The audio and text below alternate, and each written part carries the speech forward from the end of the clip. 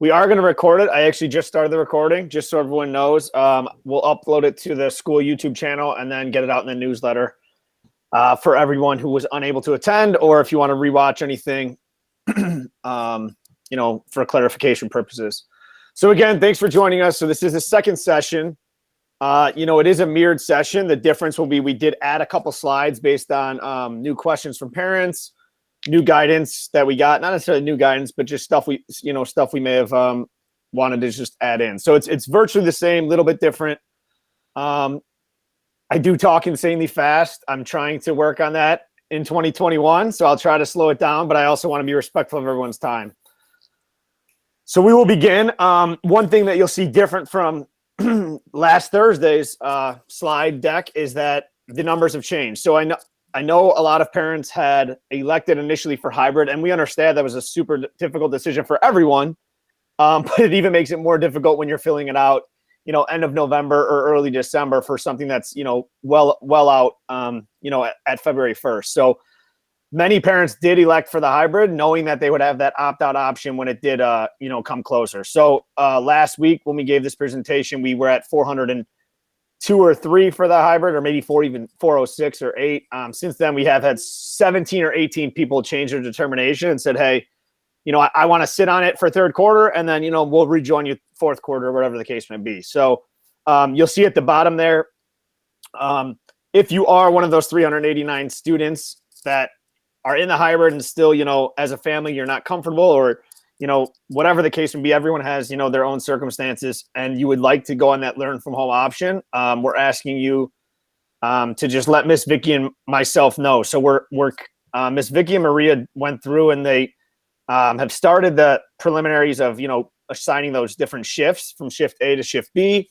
So we're in the process of doing that. But you'll see, a large majority, 64, almost 65% elected for the hybrid model, with 213 electing to learn from home, which means that they will basically be doing everything they've been doing up to this point, learning at home 5 days in a row, just like they are now. Same schedule, same teachers, and so on. So, the beauty of what we did with our schedule this year through collaboration with a lot of the teachers was making it, knowing that this hybrid was coming down the line at some point, and trying to make it, the least amount of change necessary when that hybrid did come into play. So here's the schedule that we're looking at. So again, the shift A and shift B, that is something that's mandated by CPS. There is no 5-day option. The only 5-day option for Chicago Public Schools currently is if your student is in a cluster program or a pre-K program. At Sauganash, we have neither of those programs. So we are utilizing the shift A and shift B hybrid schedule. As I said, when we made the initial schedule, there were different examples out there that other schools were using, that CPS was using, making it very, I like to call it choppy, of asynchronous, something like 8 to 8:45 would be synchronous math. 8:45 to 9:15 would be a break. 9:15 to 9:45 would be asynchronous, literacy work, whatever the case may be. We did not elect to go that route because we felt it important for the students to not really worry about the schedule and worry about the learning, which is why we started everything on the hour at the top of the hour, with the exception of third and fourth, because theirs is a little bit different. But, that was a big goal of ours. And then the teachers did a fantastic job of working in their own asynchronous time. So again, that was kind of, our goal from the beginning, to really make that easy for kids to not have to worry about the schedule. Oh, I have to be here at this time. I have to be here at this time. And just remember, hey guys, every class starts at the beginning of each hour. And then, the teacher may end one day a little bit earlier than the day before, to build in some of that, asynchronous work, whether they're doing page 36 in their math book, doing something in their WorthyWise book, writing in their journal, so on. So that was kind of our decision. And we're glad we did that, because it does make this kind of transition that much easier. You'll see at the bottom, Wednesday is a shortened bell schedule. So the only difference with this new schedule is that they know it's going to be the biggest adjustment is coming from the teachers. The students' adjustment and the students' transition is really minimal to none. So kindergarten through second grade, it's actually no adjustment other than Wednesdays. So what they're doing Wednesdays is they're calling it a shortened bell schedule, where basically it would be asynchronous work in the afternoon after lunch period. to allow the teachers that time in the time to plan, time to, get everything acquainted for, this transition that they're going to take on. So more to come on that in a future slide. As I said, this is the schedule that was sent out to all of the parents at the beginning of the year. It's also posted on our website for the K-2 parents and families. Happy to tell you that this schedule will not change at all. So again, we have to remember that we still have 213 kids that are learning from home all 5 days. We don't want them to feel like, they're second-rate citizens or anything like that, which is why our goal was to really, maintain every great thing we've done up to this point and keep that momentum going. So we're happy to say that the K-2 schedule isn't changing at all. So whether your student elected for the hybrid model or is learning at home all 5 days, they will see little to no change. They're still going to have their lunch from 11 to 12. They're still going to have specials when they have specials. Literacy is still going to be when they have literacy, and so on. So, really happy about that. Our K-2, we know we have kindergartners coming in the building. They've never even stepped foot in Sauganash School before. So, our goal was to try to have the least number of changes as possible. Here is a breakdown you'll see for the K-2 learning models. So you have room 102 and 104, which are kindergarten. 103 and 1 through 107 is our first grade, and then 201, 202, and 203 are our second grade. So that will give you a breakdown of students in Shift A, which is CPS is calling Shift A and Shift B. So Shift A is Monday, Tuesday. Shift B is Thursday, Friday. And then it will give you a column or a row of learning at home students per grade and per class, and then the lunch area and the lunch order. So the lunch area is basically where those students will be eating lunch, and then the lunch order is if they'll be going to lunch or recess in what order. So we are splitting that hour block. It is the same as they've had now. We know kids don't usually take 60 minutes to eat. So we're recommending that the students that are learning from home operate that same schedule. So you guys eat for 30 minutes, and then get some type of sensory break, recess at school. But let's say you're learning at home, unplug, do some type of movement break if you're learning at home, and whatever. I mean, obviously all the parents have done a phenomenal job up to this point. I'm sure you have great routines at home. But that's kind of what that will look like. So kindergarten will always eat in their homerooms. Second grade will always eat in their homerooms, and first grade will always eat in the CAF. So that allows us to, again, this is a big supervision thing too. So we need to have, teachers get their duty-free lunch too, according to the CTU contract. So we need to make sure that we're having supervision for these kids as well. So, different non-teaching staff watching these students when they're eating, out at recess, etc. So I'm sure there's questions mounting. Hopefully they'll get answered along the way. If not, we should have some time for Q&A at the end. So third and fourth and fifth and sixth is what we call our intermediate groups. And then seventh, eighth is our junior high. So again, third and fourth is the only one in the entire school that kind of has that oddball schedule. And the only reason being is that there's 3 third grades, 3 fourth grades. So they kind of are operating on an hour and 15-minute schedule. Well, that's why theirs is white. So you'll see a little bit difference. But again, third and fourth schedule is not changing at all, other than the fact that normally they had a built-in 45-minute asynchronous block. That's just getting flip-flopped with lunch. So instead of having the asynchronous block 10:15 to 11 and then lunch 11 to 12 like everyone else, they're now going to have their lunch from 10:15 to 11:15, and then they'll have that built-in asynchronous block after, followed by their last 2 academic blocks. So if you're a third grader, let's say, for example, you would have your special, so you have PE, then 9 to 10:15 would be language arts with Miss Gustafson. Then their second academic block would be math with Miss D'Amico, and then their third block would be a combination of either Monday, Wednesday, Friday, they would have Mr. Tater for science, or Tuesday, Thursday, they would have Miss Kresmer for social studies. So that's kind of how we've done that. The third and fourth graders have done a phenomenal job in addition to the teachers. So again, minimal changes there. So again, those students that are electing to learn from home should see, much of the same. Fifth and sixth grade and seventh, eighth have I would say the biggest change, but again, they're also the oldest, and we feel that they'll be able to adapt, the best. So again, in order for we have to remember this decision is twofold. So one, we can't have everyone eat at the same time because we don't have enough non-teaching staff members to watch the kids eat and supervise. But two, we also had to, take into account the different specials that they have as well. So the 5th and 6th graders and 7th and 8th graders, their lunch is getting pushed back. So instead of eating 11 to 12 with the rest of the school like they have been, they will now eat 12 to 1, and then their specials will be pushed back an hour. So currently, 5th, 6th grade have specials from 12 to 1. Now that's 1 to 2. And then 7, 8 had specials from 1 to 2. They now have it from 2 to 3. And you'll see the 7, 8 schedule here. So again, not ideal for them to have the 4 academic blocks, consecutively. But, the teachers were confident that, they can handle this. They'll build in their own movement breaks like they have up to this point. If anyone's going to be able to handle, a more robust academic schedule in the morning, it's going to be these guys. All right, so here's a breakdown of the 3rd and 4th grade. Again, we have 3 3rd grades, 3 4th grades. So you'll see a breakdown of students attending shift A, shift B, learning at home, and then same thing with the breakdown of, so here you'll see R means they have recess first. So 4th grade will have lunch first, 3rd grade will have recess first, and then they'll flip-flop.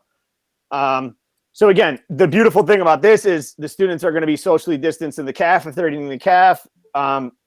Ample room between the 2 pods so that we can follow those guidelines as well. And then the students eating the homeroom. So, that gives us the ability to clean everything appropriately, in between lunch and recess. And then, it also allows them, if they have recess first, we have a situation and a plan in place for them to come in, rinse their hands, get ready, and then they can go to their homeroom or CAF, depending on what order that falls in.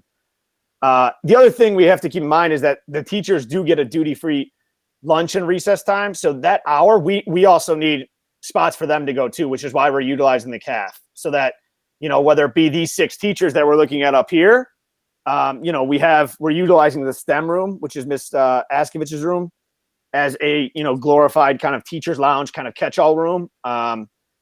But that's not going to be able to suffice to, have all of the teachers and staff eat there, depending on, when their lunch falls in the schedule. So I'll kind of clarify some of those things as we move along. But then you'll see the 5th and 6th grade. One thing you'll notice here is the groupings. So in order to keep the groupings, the 3-1, 3-2, 3-3, the section numbers, 5-1, 5-2, 6-1, 6-2. Those students have been working with those kind of groups, and the teachers have been working with those specific groups up to this point. So in order to keep those going, we're kind of just reassigning the grouping. So right now, if you look at Mr. Chuchi, for example, he is in room 204. He has 31 kids in his homeroom. I don't know the number off the top of my hand. 14, 24, 35. So he has 35 kids in his homeroom. Obviously, we know, our wish would be having 3 of every grade, which is hopefully the plan in the future with the more space coming. But given that, he will now be in charge of 5-2. So those 204 students will kind of be reallocated into their group numbers. Again, that's just so we can keep the schedule going and keep their classes going. With everything they've kind of learned up to this point, the teachers know their strengths and weaknesses. So that was a big component of, not moving the schedule. We didn't want to do any reassigning of teachers, and all of a sudden now, a student's having different teachers than they've had. We thought that was, a terrible idea. So our goal was to kind of, take the momentum we've gotten up to this point. I think that, resounding thing is we can't believe how much our students are learning. We want to keep that going. And that allows us to do that. So you'll see right here, 5th and 6th is eating lunch all at the beginning of the hour. So from 12 to 12:30, they will all be eating, and then they'll all be going to recess from 12:30 to 1. So again, I know that may sound like, 5th and 6th all at recess, but remember, on Monday and Tuesday, it will only be 9 kids, 11 kids, 7 kids, and 8 kids. And then you can see Thursday, Friday. So, and the reason is that they'll all be eating at the beginning of the half hour from 12 to 12:30, and then recess after. Is the 7th and 8th are doing the opposite. So you'll see here, 7th, 8th is going to be outside from 12 to 12:30, and then they'll be eating from 12:30 to 1. So, some bigger numbers in 7th and 8th you'll see, but it allows us to maintain this safety guidelines just the same as, if it was a smaller pod or a smaller shift group. All right, let's move on to, and just kind of as I'm talking about lunch and recess, I do want to kind of just I'll go forward to a specific slide that kind of focuses on that. I know you're probably getting dizzy, but this is kind of the model we're going to use for recess. So as I mentioned, 7th and 8th will all be at recess from 12 to 12:30. So for example, Miss Trainer's group would be in for one day, let's say, a Monday, Tuesday group. They would have, Miss Trainer's group would have the A spot, the B spot, the C spot. The D spot will only be used if we can guarantee that it'll be sanitized between groups. Otherwise, the track will be the other option. So it'll be some type of, hey, today you guys are on the track or the pavement. This is very similar to what Mr. Gazzardi and Mr. Lopez used to do, and now Mr. Z. So the kids are very familiar with that. They would always say for K2 recess, kindergarten, you guys have the field. First grade, you have the playground, and, second grade, you're on the triangle part of the field or the pavement. So the kids are pretty familiar with that lingo, so that shouldn't be a hard transition. But I wanted to kind of provide some context as to the lunch and recess. And there'll be more about that as well. All right, so Wednesday's shortened bell schedule, not something that is ideal, obviously, for parents, having it be more independent in the afternoon. But what we're looking at is kind of shortening our synchronous instruction per. So it gets a little bit tricky depending on what grade they're in, but it'll basically be 4 40-minute academic blocks or 180 synchronous minutes. So let's say, for example, using kindergarten, right? Kindergarten does not switch. So they don't have different teachers. Mrs. Yadao is their teacher, or Mrs. Berry or Simone, who's been filling in, are their teacher. So they would more or less just allocate this 180 minutes here how they want to with their special built in. So right now, kindergarten has special 9 to 10. So let's say their special went from 9 to 9:30. So our specials would be half hour. So then Mrs. Berry or Mrs. Yadao would basically have, all right, we're going to do literacy from 8 to 9 o'clock. You guys will then go special 9 to 9:30, and then they would build in the time after the special before the lunch block that starts at 11. So then they would build in the math instruction, any SEL instruction. So this schedule is just an example. This would be like a 7th, 8th grade example. The Wednesday shortened bell schedule for each grade will be coming out, this week. So this week or early next week when the teachers are back in the building. The asynchronous block then becomes the afternoon. So the kids would then go back to that 11 to 12 lunch block. And then the afternoon from 12 to 3, they would have a centralized area for them to go retrieve their asynchronous work. So it does become a little bit where if they're in 3rd through 8th, they'll probably have to visit the different Google Classrooms. So let's say if I'm a 6th grader, I may have asynchronous work from Miss Brinza, I would go to her Google Classroom. If I had asynchronous work from Mr. Krisich, I would go to his Google Classroom and so on. For a kindergartner, that stuff would be all centrally located where, hey, they could do page 112 in their math book, write their capital letters and lowercase letters in their journal, whatever the case may be. That would all be kind of broken down for that Wednesday. So again, not an ideal situation for a parent. We get that because I think the routine of, what we've been doing up to this point is working, but this is a CPS suggested thing for schools. And, it does give the teachers a lot of that ability to really, refine their schedule now that they're going to have the biggest transition. I said in the first presentation on Thursday that the kids really are going to see very to little change. It's really the teachers who are going to have, the biggest change. And we're, Mrs. Munns and I always are telling them, we have a talented staff. We have a super collaborative staff. So we're confident in their ability to, make the jump and make this transition. Albeit it's going to be harder for them than it is the kids, but something we'll work at together and, make sure we get there. It's very similar to when remote learning first started. We were all skeptical, people on some sort of the spectrum, whether you were, very skeptical, somewhat skeptical. And I think everyone, I can probably say we've exceeded expectations for many, hopefully for all, but, and this should be no different. I think the transition for teachers will be something that we will be able to work through, especially with them coming into the building next week. We have a lot of PD plan and stuff on their off hours. So, Mr. Kennedy, I'm going to jump in for just a second. We have to remember how grateful we are not only to the PTO, but the LSC.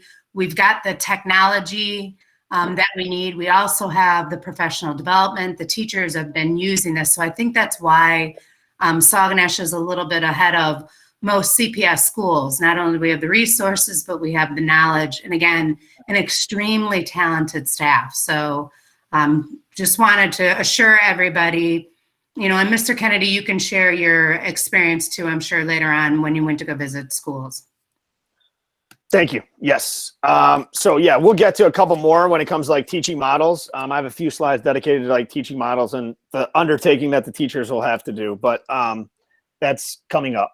So something that we're calling non-negotiables are these 4 bullet points. So the CPS health screener is something that CPS put together. It's about a 7-page screener. Basically,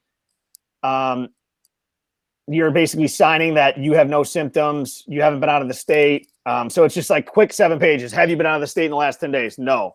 So Mrs. Munns and I have been doing this since last March. You know, they've mainstreamed it. They've made it a lot easier. It is something that, you know, parents will have to get used to. So if your son or daughter is coming on Monday and Tuesday, let's say, you have to be responsible for doing it for whatever children are coming in the building on that Monday, Tuesday. The screener does not have to be done on days you're not coming into the building. And then you'll see this grid down here. So this basically is attached to Aspen, which is what we can see. So let's say, for example, we have shift A pulled up for Miss Bertini's room, and let's say there's 9 kids coming. We would be able to pull up that page, and the students would be lit up green if they're supposed to be there and if they've already completed the screener. It would be yellow if they are supposed to be in school that day but have not completed the screener, and it will be red if they're not supposed to be in school that day. Let's say maybe they're remote learners, or let's say they are on the other shift schedule. So that's a super efficient way for us to really, you know, pinpoint, hey, all the safety measures are done. The kid will then get the temperature check upon entry. So the temperature checks will be taken in the building, about 10 to 15 feet inside the door. So again, couple reasons for that. 1, we want to make sure the temperature is accurate. 2, we don't want any bottlenecking at the door or backup. And we'll get more into the entry protocols in a second. So mask wearing in all spaces. You know, we are going to have 200 kids about on Monday, Tuesday, and then another 200 on Thursday, Friday, plus 55 staff members. So, you know, following those social distancing and mask guidelines. And then wiping down, you know, shared spaces. So the maintenance crew obviously has their protocols in terms of what they're required to clean, how often they're supposed to clean it, their different checklists, which are super, you know, detailed in terms of what Mr. Carlos, Mr. Angel, Rosa Maria are responsible for, and so on. So, you know, those are some of the non-negotiables. All right. In terms of arrival, we've tried to keep many of the kids at the same entrance. We have, however, you know, added a door or 2 just to try to, 1, not have that bottleneck. So you'll see at the bottom in yellow, we're calling it a soft opening or a rolling opening. So rather than have 8 a.m., the bell rings and you get the flood of everyone coming in, you know, we're used to having 667 kids coming in at once. Mm-hmm. So, you know, we have to remember from a logistical standpoint, I feel confident and we feel we're fully prepared in order to bring in 202 kids or whatever the final number ends up being. But we are going to do what we're calling a soft opening. So basically, we're going to open those doors at 7:50. And then, you know, let's say of these 24 students on Monday and Tuesday coming in on door number 1 with another 23. So we would be getting about, you know, 47 kids coming in that door between, you know, a 10-minute block. You know, we've already tested it. The beautiful thing is we had NWA testing last Tuesday and Wednesday. We had 34 kids coming in to take the NWA. Miss Maria, myself, Miss Vicky, Mrs. Munns, and Miss Court were all kind of, you know, and it was kind of a nice dry run for us to really get acclimated to these procedures and what it looked like. It went super well. The kids were phenomenal in terms of the safety measures, the screening. But, you know, we did feel that we could add a door or 2 to really alleviate that bottlenecking, to confirm that the screeners are done, temperature checks. We have iPads at the different doors or a Chromebook, and we haven't decided which device we're going to use to confirm the screeners, but, you know, we'll have that stuff in place. But And then we're talking about staggered exit times as well. So, it is going to be an 8 to 3 day. I know there are times now in remote learning where, 2 to 3 maybe office hours. So let's say your kid has, their ducks in a row and, is getting their work done. They may not need that, teacher attention from 2 to 3. So maybe, a time where they're meeting periodically, for different SEL things, or maybe they don't need the teacher assistance. The 2 to 3 time at home, we understand is a little, depending on the grade level, is, it changes right now. When we are in person, it is going 8 to 3 as a school day. So, whether they're at home remote learners, there'll still be that ability for office hours. And if they're in person, it's going to be a homeroom SEL, asynchronous stuff as well. But staggered exit times, we talked about kindergarten, 7th and 8th grade leaving early, about 5 minutes early to, again, alleviate different pods in the hallway, alleviate some of the, different entrances and exits, and making sure that we can, safely get everyone out to their parents and go from there. So first through 6th grade, would be a 3 p.m. exit. We know this is a ton of information. I'm sure there's questions mounting. So, there will be other, opportunities for us to kind of get this information out as well. So as we get closer, we're not going to send you this, 43 page slide deck. We're going to kind of streamline everything and give you, nice bullet points as to what you're going to be responsible for and where you have to be, where your kid's going to be, and so on. All right. Next up, we have teaching models. So simultaneous teaching model is what we've kind of elected for because we feel it gives us the best opportunity to continue the great work we've done up to this point. We feel that our teachers know their students. They know what they're, what makes them tick. They know what Bobby Smith is in terms of his strengths, his weaknesses, and we want to capitalize on that. So that's why we did not do any teaching assignments changing. We didn't do anything like that. We are electing to do a simultaneous teaching model. Okay, this is obviously not, I can definitely tell you from our last presentation that this is something that was somewhat apprehensive and worrisome from parents, and we totally get that. But this does give the teachers that ability to carry out what they've done up to this point. We know it's a big undertaking. We've explained our confidence in our staff. We will be doing some modeling of this. And I have some experience too, just leading up to this point and getting us ready with different, with seeing this model in action. So let me give you a little bit of a scenario here. So I use Miss Gustafson, who's our 3rd grade language arts teacher.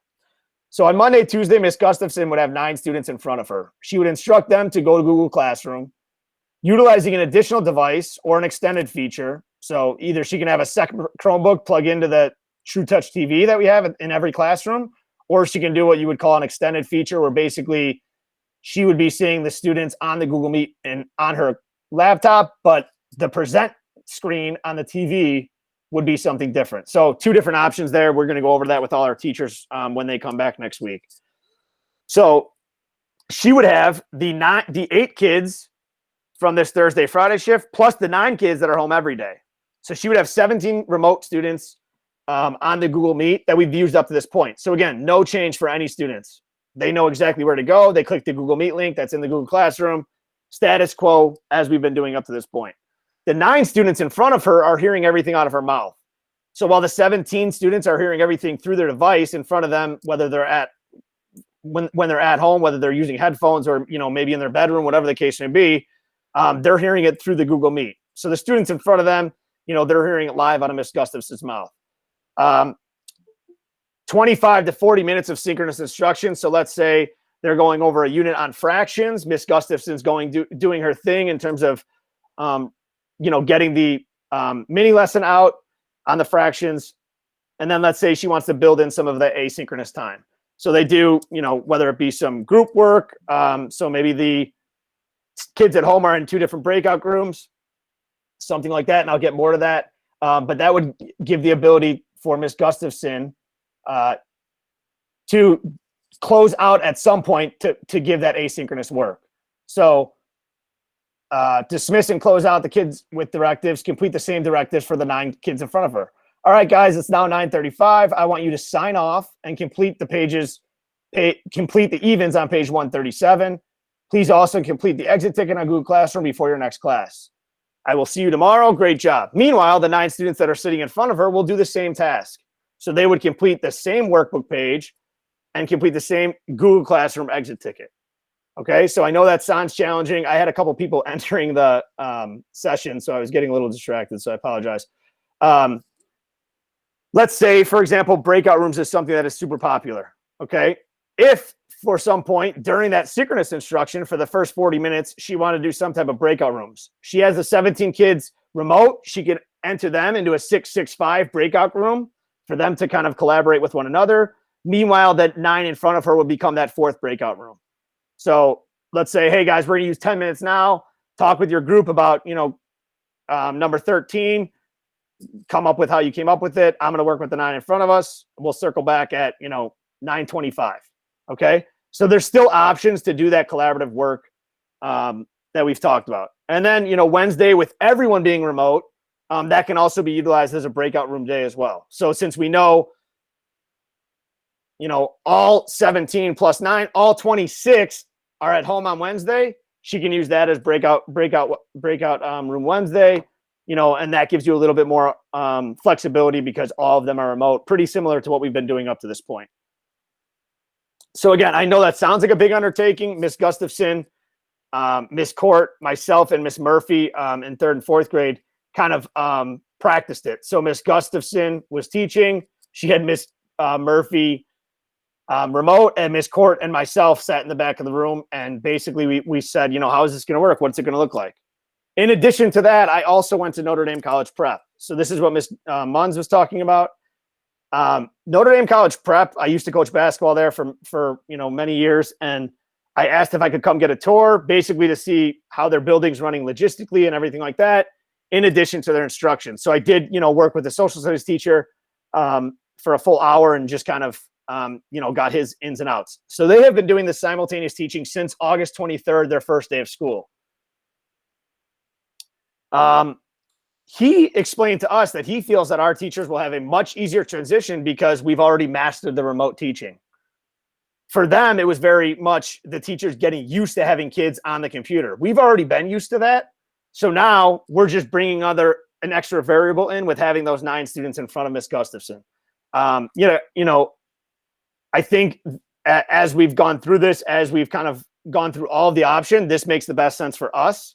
And, there's different videos out there that I've watched. I've talked with the guy at Notre Dame. I've seen it in action. And, our confidence level is very high that we can continue the learning going and get the kids where they need to be and, get through everything as we progress the rest of the school year. So we know there's going to be more questions about that. And the teachers will be able to, provide that as well. So if you have a specific question, please reach out to the teachers, but there will be different PD stuff we will be doing next week on the teachers' office hours, practicing so that everyone's on the same page and that it looks very consistent across the board.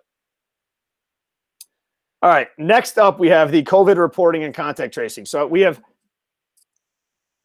2 slides dedicated here to, what happens with COVID reporting and so on. So CPS has elected to invest in a testing program where basically for staff, not for students. So CPS will be doing weekly testing for 25% of the staff. So Mrs. Munns and I would get an email 24 hours in advance saying, hey, we're coming for COVID testing tomorrow. Here's the, we have 60 staff members. Let's say, here's the 15 staff members that we want to test tomorrow. Teachers can elect to opt out, but it's basically a quick COVID test, a quick swab, and we're going to use 205 as the testing room. So they would come into 205. Hey, we're coming in tomorrow. So let's say Thursday they come in.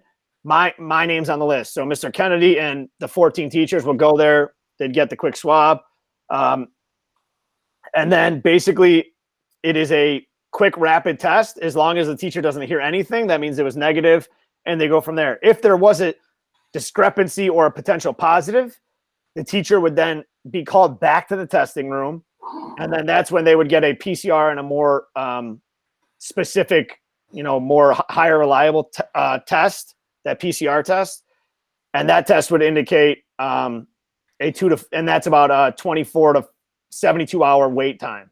So at that point, the teacher would then have to exit the building. So that is what happens basically if it happens in school. So that is not, hey, on the weekend, a teacher tested positive or something like that. This is something based on CPS's program that they have put in place.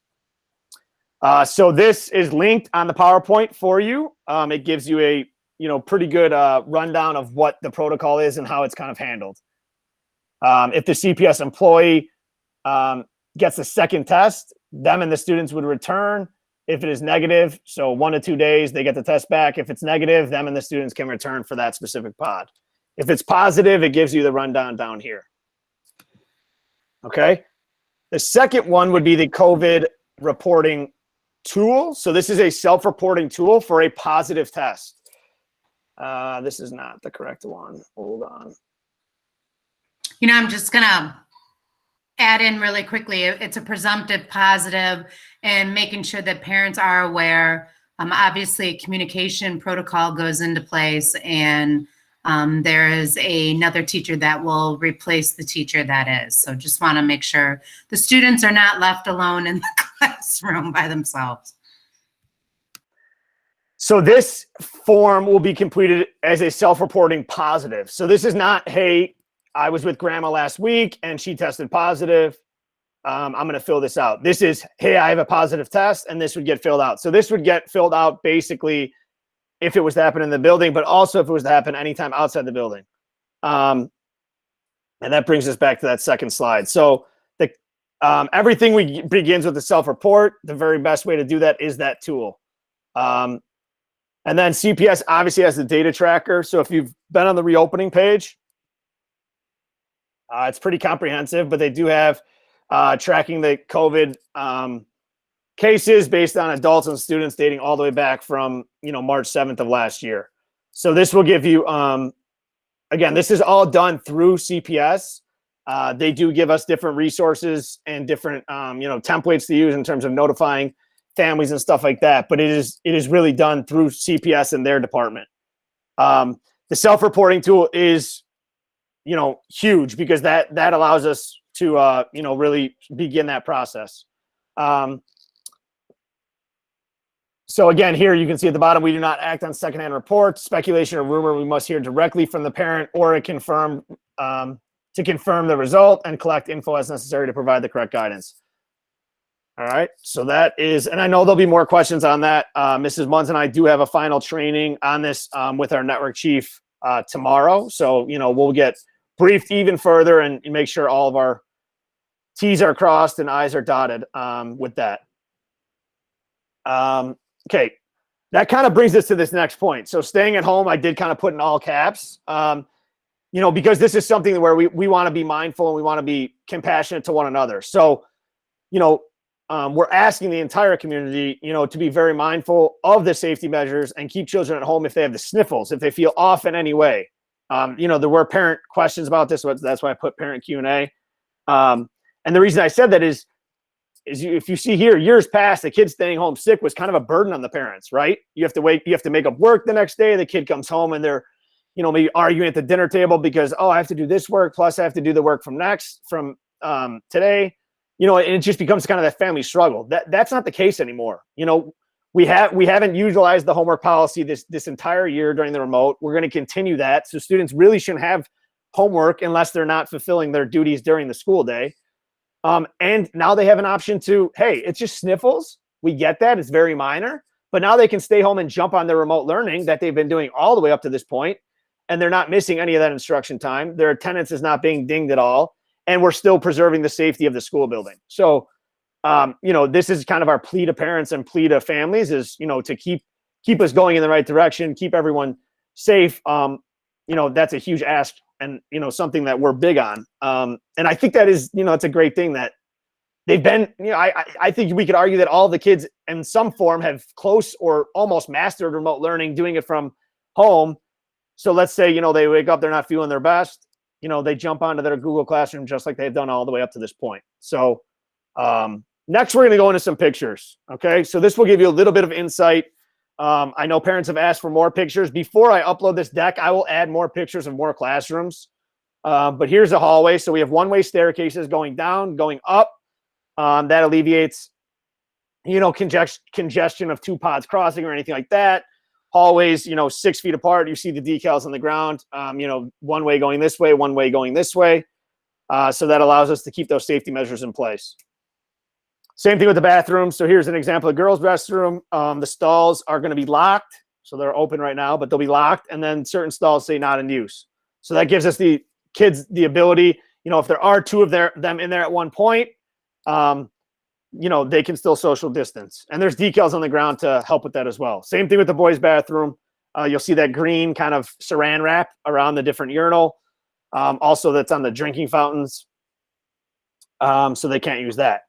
Luckily, our PTO purchased us 2 of these water bottle fillers. It was one of our big fund the needs at last year's benefit, 2 years ago benefit.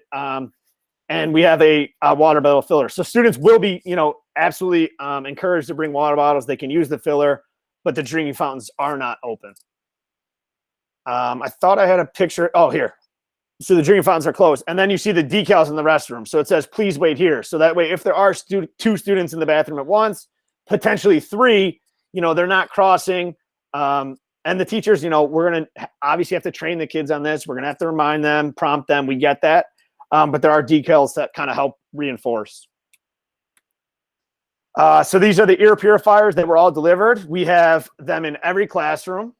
We have multiple in the cafeteria. So when we did testing in the cafeteria for NWA for our 8th graders, we had 2 of them on each end of the caf. Windows are cracked, but these are the ear purifiers that CPS has purchased. Okay, you'll see the cafeteria, so it's kind of spaced out. It's very similar to what it will look like. So we got rid of the lunch tables. We're using Mr. Tater's, Miss Brin's science tables. So they're about 2 feet by 4 feet. And everything is kind of very much spaced out. So there's about 7 feet in between, and then there's multiple feet in between each pod.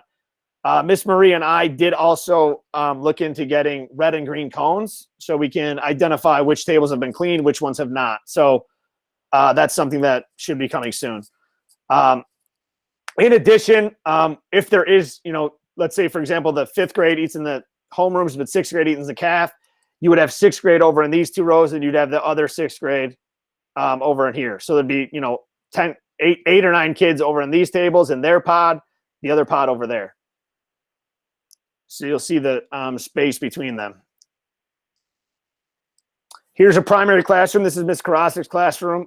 This was actually taken with the beanbag chairs back here. Those are, since Miss Karasik has taken those home or they're stored away. So there's no soft cloth items in the class. There's no beanbag chairs, no couches, no pillows, everything that can be cleaned and sterilized to make it easy.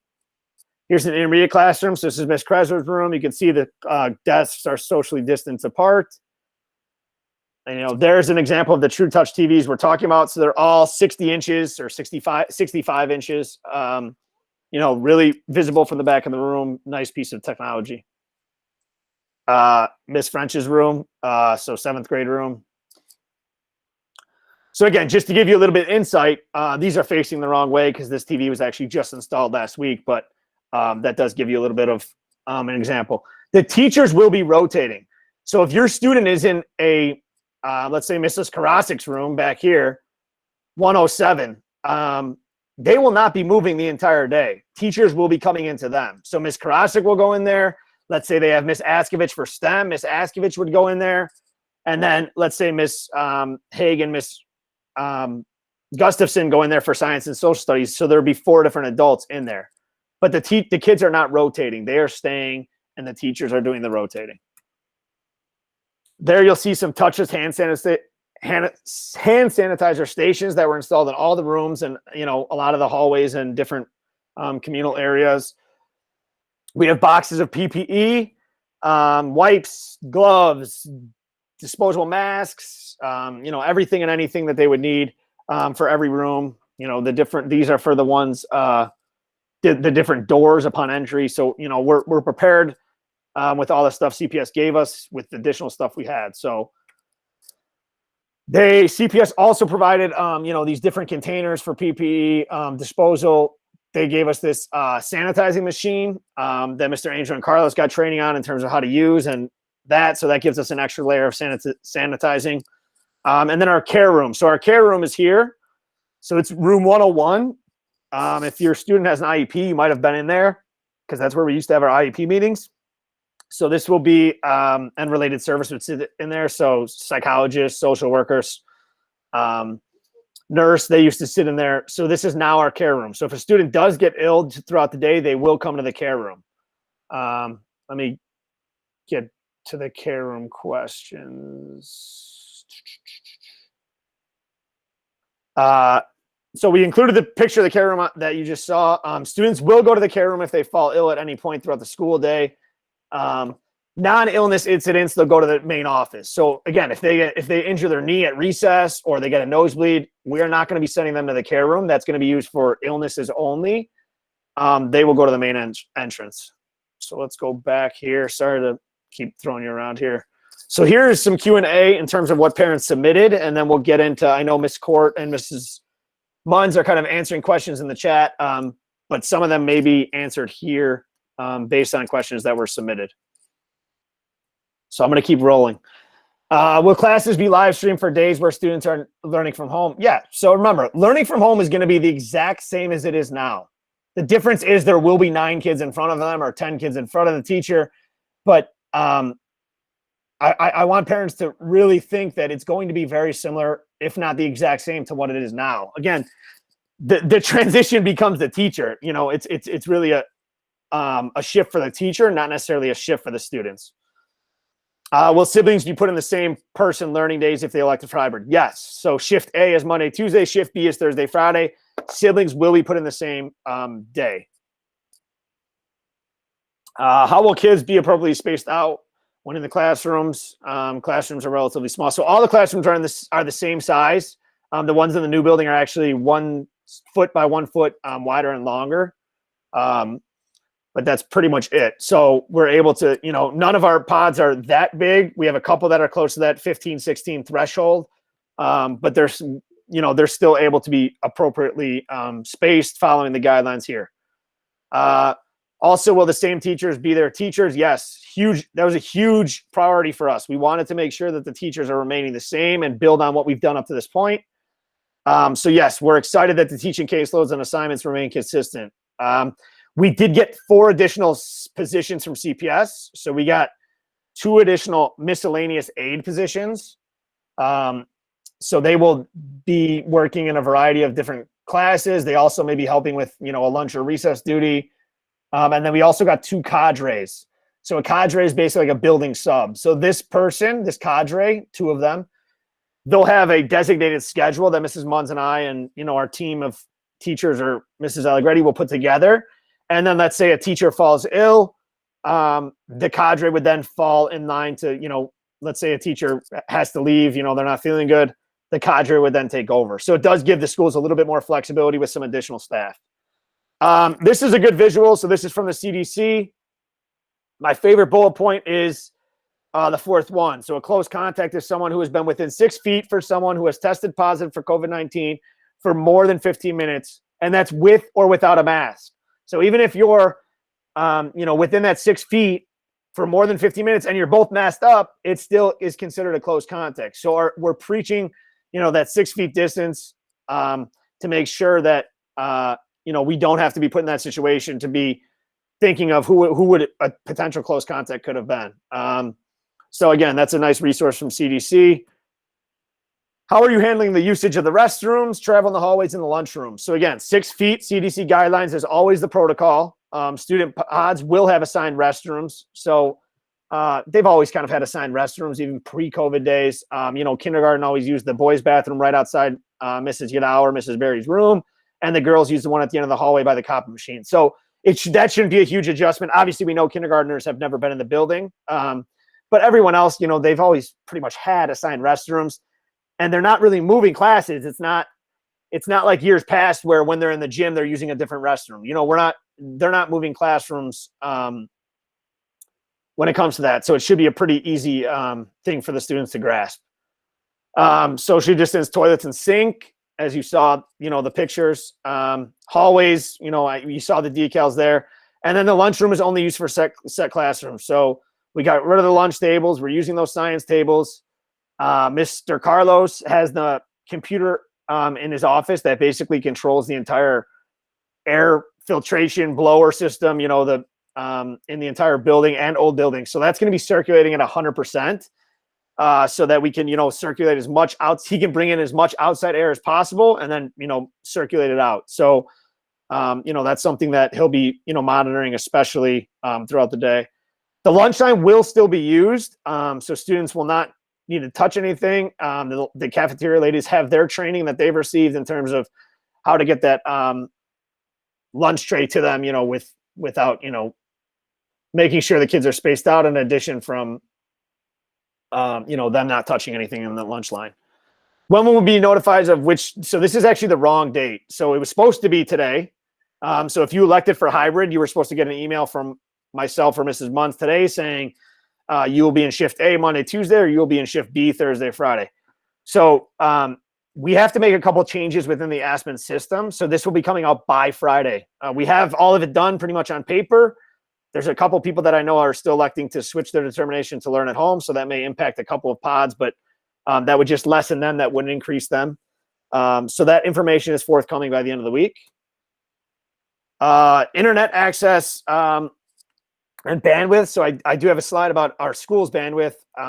But in terms of internet at home, CPS they came out with the Chicago Connected program at the beginning, and it was very, it's based on, zip code and where you live and everything else. And they've really expanded it. So, if there's something where you feel you need, extra internet, or it comes at low cost or even free, you can visit the Chicago Connected link, and that's linked there. Are children going out for recess? Will they be required to keep their masks on? Okay, so yes, 30 minutes of recess. Yes, 30 minutes of lunch. Students will remain in their pods at lunch and recess, as we kind of showed in that picture.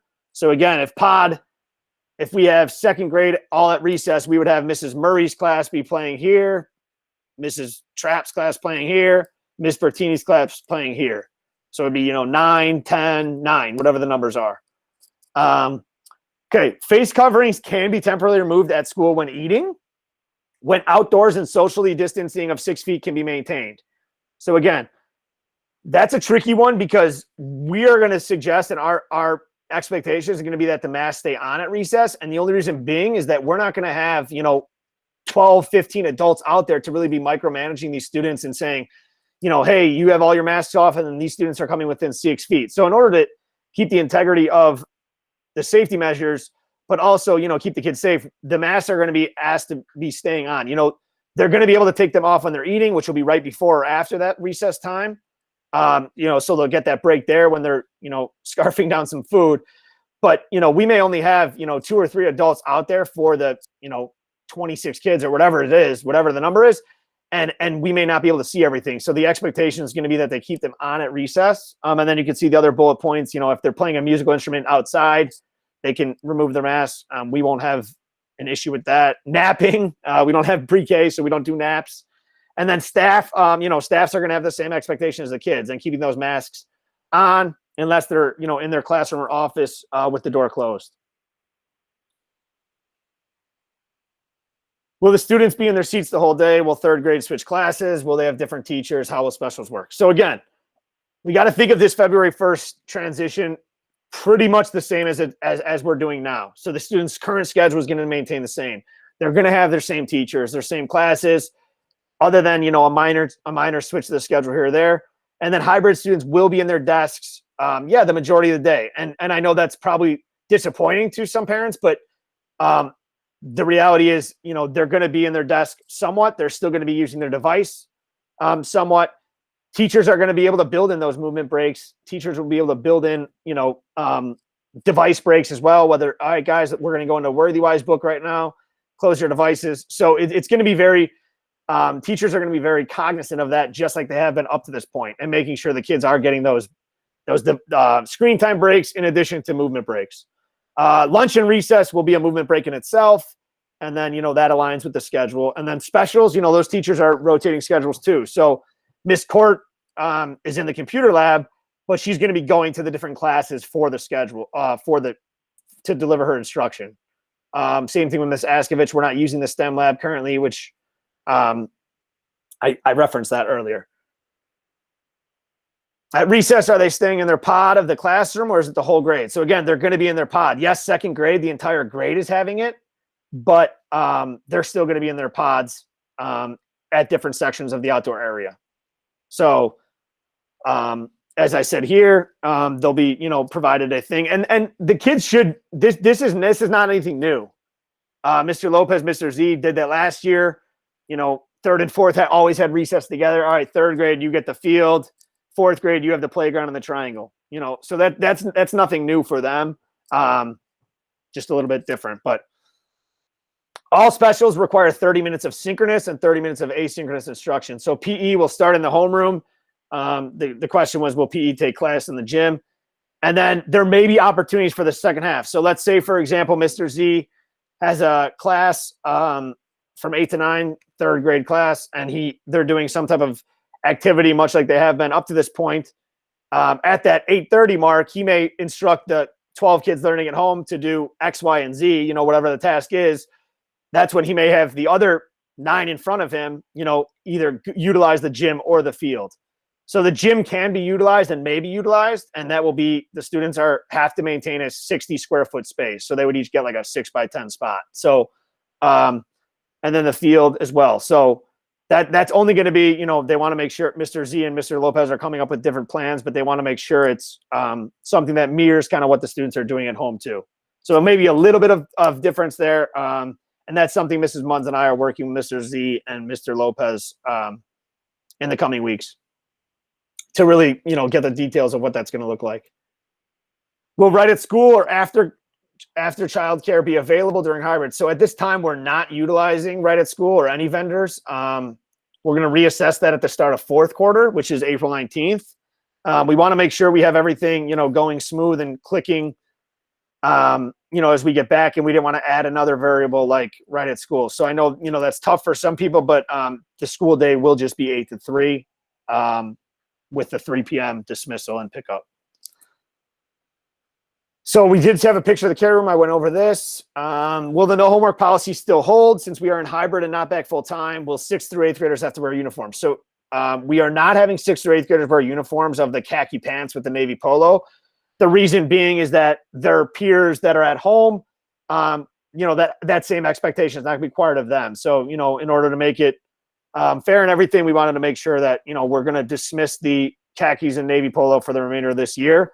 Students still have to follow the CPS and Sauganash dress code. So, no open-toe sandals, no shoes with skateboarding wheels on them. There's a lot of stuff in there. It's basically just our dress code that we have, and it's on the parent-student handbook on the website. No tank tops, stuff like that. So, and our kids are usually very well dressed. I don't think that's anything that the students won't be able to, that we haven't seen in the past. Again, we are staying consistent with that 8 to 3 time of work being done. Students really should not have homework. The teachers are really doing a masterful job of making sure that the kids have time to do their work. Some of them have more built-in asynchronous time than others, but the teachers are ensuring that, the amount of work and what they're doing and turning into Google Classroom is done. So if your child is doing something after 3 p.m., that's because they did not fulfill an expectation that was, asked of them during the school day.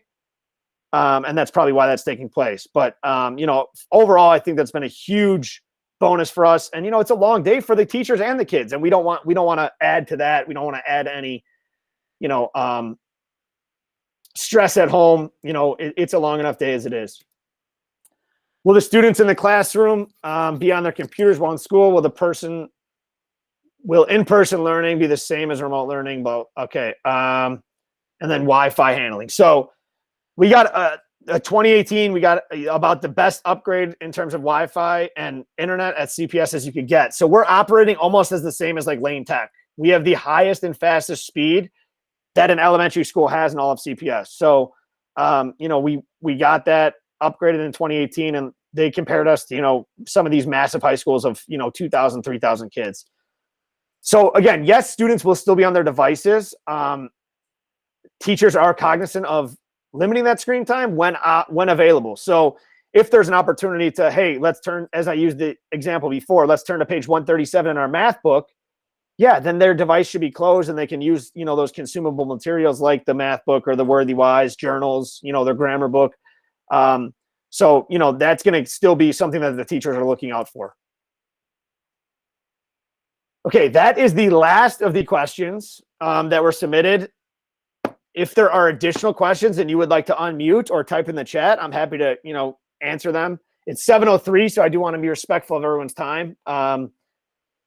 So I know I talked super fast, and we barely fit it in this hour. But if there's additional questions, I'm happy to answer them if we didn't already. So you could either kind of type in the chat or unmute.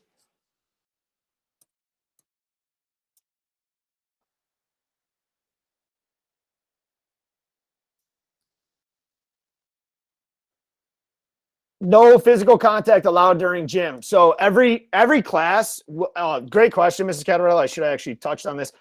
So every class will be given a set bag of equipment for recess. So only their pod will use it. So let's say Miss Bertini's pod is playing in the A group. Miss Trapp's pod is playing in the B. I think I used that example. And Miss Murray's is in the C. They would all have their own bag of equipment. So let's say, Miss Murray's group of 9 kids would have, a soccer ball, a football, 2 jump ropes, whatever the case may be. That's going to be something that they're going to be given in their pod. And then that will be their set use of equipment. It's going to be no different for PE.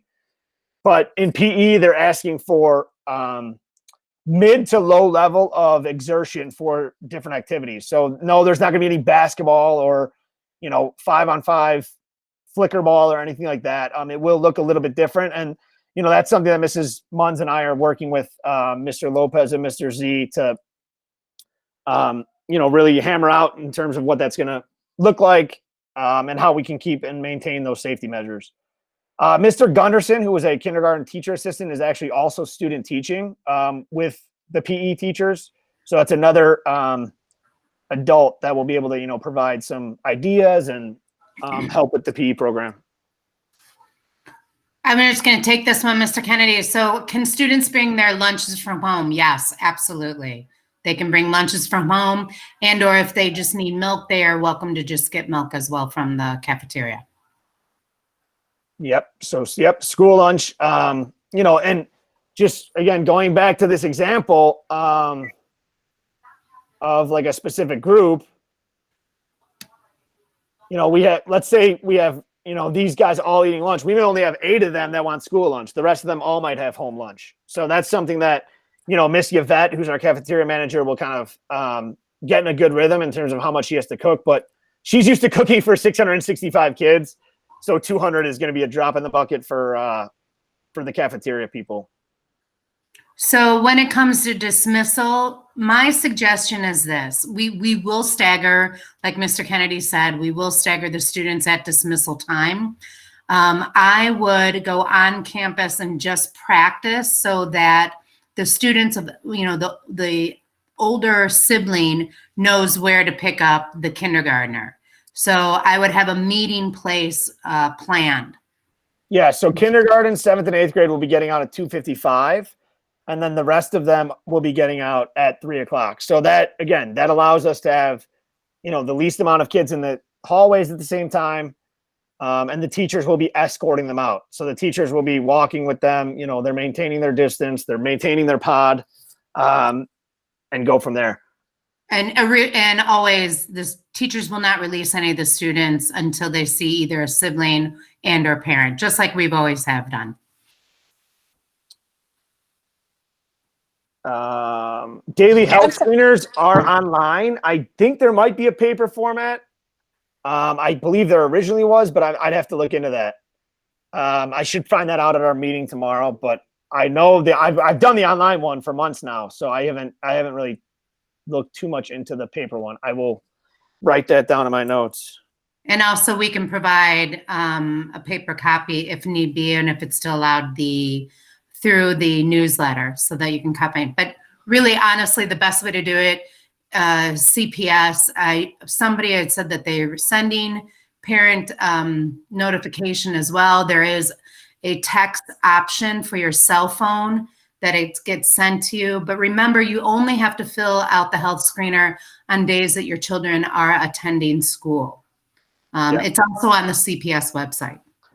What about books, notebooks should the students bring? So again, we want to make this an equitable thing. So the students that are in the building are not going to be required to bring anything more than the students at home. So I would say for a third grader, you know, if they're coming into the building Monday, Tuesday, they would bring their math book, their WorthyWise book, their grammar book, their Chromebook. Kids are going to be bringing their Chromebooks to and from. And then, you know, something to write with, and then any other materials. But unfortunately, you know, we're not going to be asking students to now bring art supplies and wipes and, you know, computer paper and all of that stuff. We may later down the road ask for a couple of different items of donation, but it's not going to be like, hey, normally when you come September 5th, the first day of school, we're bringing, you know, a whole truckload of materials, because that's not going to be the same expectation for those that are learning from home. So we want to keep it consistent, and we want to keep it, you know, the same. So if a teacher tests positive, I know you said a substitute will come in, but the students will still continue the day or must be sent home. So the students will be, so that's where the cadre comes into play, or a runner like me or Mrs. Munns. So me or Mrs. Munns are considered the runner. So we would then go get the teacher, hey, your test came back potentially positive. Please go back and retest. I would then stay in the room, or Mrs. Munns would stay in the room until we had, you know, a teacher get, and then the families would be notified. So then you have the option to either come grab your kid, or they can finish out the school day before we get the potential to quarantine. So then we would be in a quarantine scenario until we get either the negative back, and then if it's positive, you follow the other route down the bottom of the paper.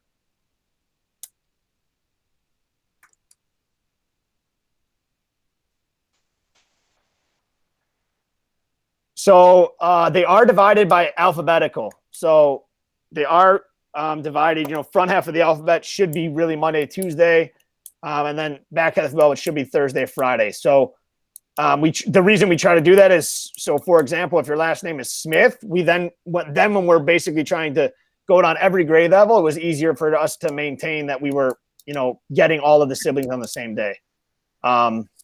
Just want to add in the hand washing, absolutely. So students will be washing their hands before lunch. We also have 2 sinks in the recycling area too. So those students coming in from recess will be able to utilize there. We'll screen, you know, absolutely, they'll be able to wash their hands as often as they can, and for sure before they eat lunch. Yeah. So just to also add on to that, you'll see 7th and 8th in the PowerPoint here. They have recess first. So these guys that are eating in the caf, Miss Trainer will use the one sink. Miss Trainers, so these 14 kids on Monday, Tuesday would use the sink in the recycling room, like Mrs. Munn said. These ones would use the other sink in the recycling room. So we'd, you know, call them in from outside, assuming outside is available. And then these guys, if they're eating in their homeroom, they would go up to their assigned bathroom and wash their hands. So just to give you a little bit more context with that. Students will not be using lockers. We're not allowed to use lockers. So students will come in their classroom, take off their coats, put them behind their chairs, their backpacks, etc. So the other thing that I would recommend is wearing layers. You know, making sure if they want to bring a sweatshirt, what have you, they can take it off and put it back on as they see fit, for sure. But lockers will not be used. Great point, Mrs. Munns. Yeah, we will be keeping the windows open to like 6 or 7 inches. So, you know, as I said, the blower is going to be on, that Mr. Carlos and Angel control, but we also want that airflow in the room in addition to the air purifiers that CPS provided. So the layers is big too. You know, the building, you know, Mrs. Munns and I have been in the building. It's not super cold. We have the windows open now. So, but definitely something to keep in mind if your kid is electing for hybrid. How are the kids divided up? I think we got so what happens, percent of teachers that apply for combinations and leaves would potentially, so again, we you know, that is something that the talent office downtown is working on in terms of giving us what teachers applied for accommodations and if they will be granted accommodations to work from home based on a health condition or something like that. So that's moving right now, right along. So we should, get that information in the next day or two. And then those classes will be impacted potentially. It's a very small number of classes. But if a student was to be, if a teacher was to be approved for a health accommodation, that would be something where one of those miscellaneous employees could maybe be the supervisor within the class while the teacher is still delivering instruction remotely. It shouldn't really impact too many of our students, though.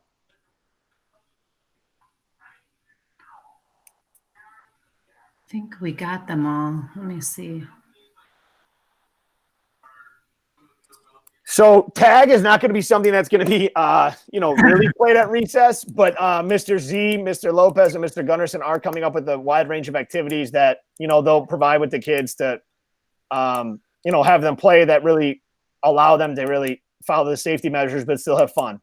So, we want that social time. We want that outdoor fresh air time, but we're going to do so with, some stuff that maybe is a little bit more conducive to the safety measures. So there is something that CPS is, if a child needs a mask waiver due to a health condition or something like that, they need to apply with that through the ADA office at Chicago Public Schools.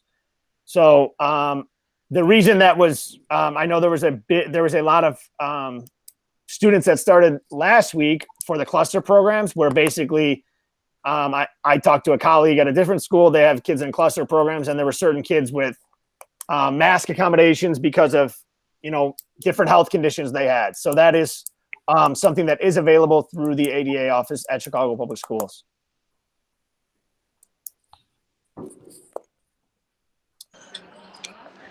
I have a question. Mrs. Halliday, the start for hybrid is February 1st. The end of the quarter is the start of third quarter is February 8th. So they are actually starting the hybrid a week before the quarter ends, just to give you. But yes, February 1st, Monday, is when the first group of students will be coming into the building. Someone unmuted, I think it interrupted. Go ahead.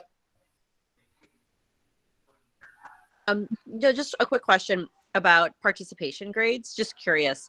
Is there going to be consistency between the two?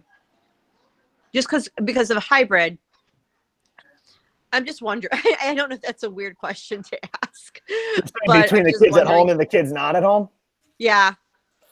When they go back and forth, it's almost like a little bit of shift. But is there some expectations? I forgot what the participation. Is there a participation grade normally as part of the grade when you're in the classroom? I don't remember that. I don't think there was. So pre-COVID, it was usually classwork / participation, which was usually worth about 30 or 40% on a given class. Mm-hmm. What we did this year in COVID and in remote learning is we, each class, it's 50% participation. So every class across the board, K to 8, well, not kindergarten because they have a different report card, but 1st through 8th grade, it is 50% participation. So, that is everything from, the students participating verbally, cameras, all of that stuff. So teachers will be able to maintain that with the kids in person and the kids at home. Okay, so there's just consistency between the two. Correct. There'll be no bias between the two for sure. No favoritism that somebody can't come in hybrid versus learning remote. Okay, thank you. No problem. I think I need stronger glasses. How do you? So there is an opportunity to come back into hybrid or remote. That opportunity is again in 4th quarter. As of right now, only parents that choose to go remote is where we can go out. I hope I am answering Brian's question. How do you? Yeah, I think you kind of answered it, Mr. Shea. So they. If you look back at this original number, these students, 213 is locked. Those students cannot change and say, I want to go hybrid because we've already fixed these pods.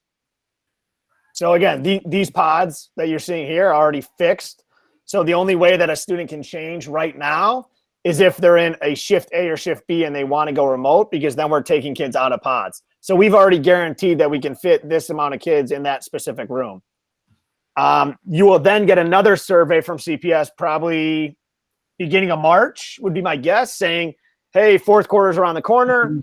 If you would like to change your determination, and let's say then you're in this 213 students and now you want to be like, hey, I'm now comfortable, I want to do hybrid, you can do that, or vice versa. So you're committing to a full quarter. But you can always opt out for remote. Yep. So is there a positive case in a pod, remote learning for the next 2 weeks? Yes. Will siblings of the pod not be allowed to come to school? So we're supposed to get more guidance on this tomorrow, and they're supposed to clarify all of the COVID restrictions in terms of that. But if the student is quarantining based on their pod being potentially infected, there currently is not anything in there that says the sibling then has to. So, because they're not considered, one, a close contact, and they're not considered a close contact to a potential positive. So, we're supposed to get something similar to. We'll definitely get additional guidance for sure, and making sure that we ask the higher ups for that, because we're asking the same thing on that. But you can see the guidelines that are right now. We'll make them communicated as well. Yeah, it kind of touches on that, but it doesn't. We have a couple of layers to that as well. So great question, Ms. Yamanaka. Any other questions? If you think of questions, what I'm gonna do is I'm gonna clear out that the questions that were submitted, and then we'll leave that open. So I did lock it, the one that was in the newsletter saying please pre-submit your questions. We'll reopen that in case you have questions along the way, and we're putting together an FAQ of our own in addition to CPS's, just so you can have, here's a question, here's the answer type of deal. And like I said, in the meantime, feel free to reach out and email Mrs. Munns or myself. I'm a little bit better with email than Mrs. Munns, so maybe me. Full disclosure, he definitely is much better at emails. So definitely contact Mr. Kennedy. You can always CC me. It is opportunities where we can ask the higher ups, our network chief, so that they can ask central office people. There are no, just like we tell our students, there are no dumb questions. Please ask, and don't forget, if you're thinking about it, I'm sure somebody else is too. So if we can get the answers to anybody, we will. But anything that you can help us and to help you, please reach out for sure. Thank you all for attending. Appreciate it. Ms. Munns, I have one quick question. It's regarding the Chromebooks insurance. If we haven't been using the school's devices, we obviously didn't purchase the insurance.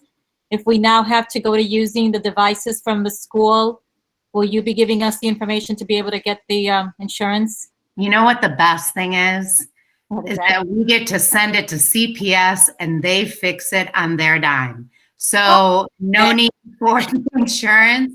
So hopefully nothing happens. Don't get me wrong. But if it does, for sure, contact Mrs. Court. She had her email earlier in. If there's something wrong with the Chromebook, let us know right away.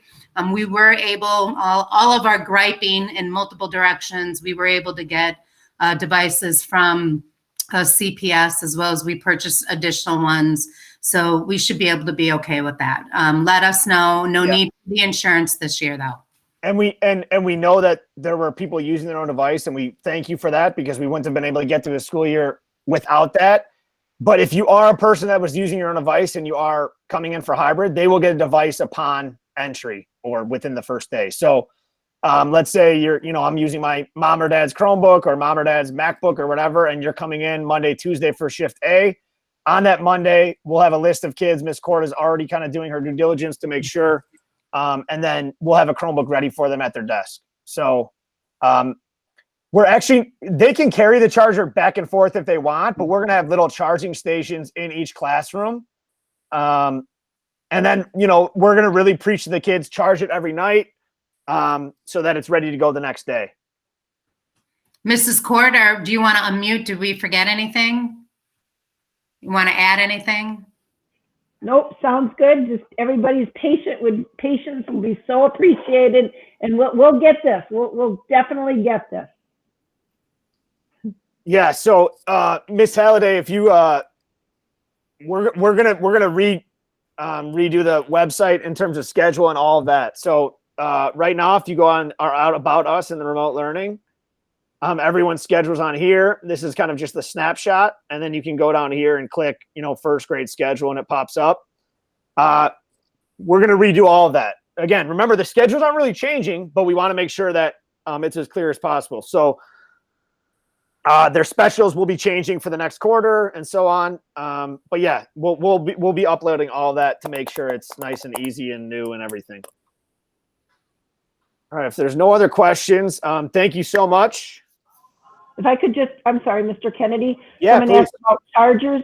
I'm going to, we're going to try and we'll set up small charging stations in each classroom, but students are definitely asked to please try and keep a charge, charge their devices at home so that they are ready to go. And when they come to school with their CPS device, it is charged and ready to go. Yeah. Thank you, Ms. Court. And the last thing I will say before you all leave, I know we've lost a couple, but the kids will have their own desk. So if little Billy is sitting in this seat, that's his desk for the 2 days that he's there. And he'll be the only one using that desk. So if he wants to put stuff in it, that's fine. But the expectation is going to be for everyone to take their stuff home every night. In case something happens where you're not coming back or you're doing remote the next day. And we want to make sure everything's out of the room so that we can do the full clean each night. So they will have a desk. Even kindergartners who were used to having tables, kindergarten and first grade a lot of times had tables. They're now all going to have desks too. So the kindergarten will have a desk. Carlos and Angel lowered them all, so they're of size.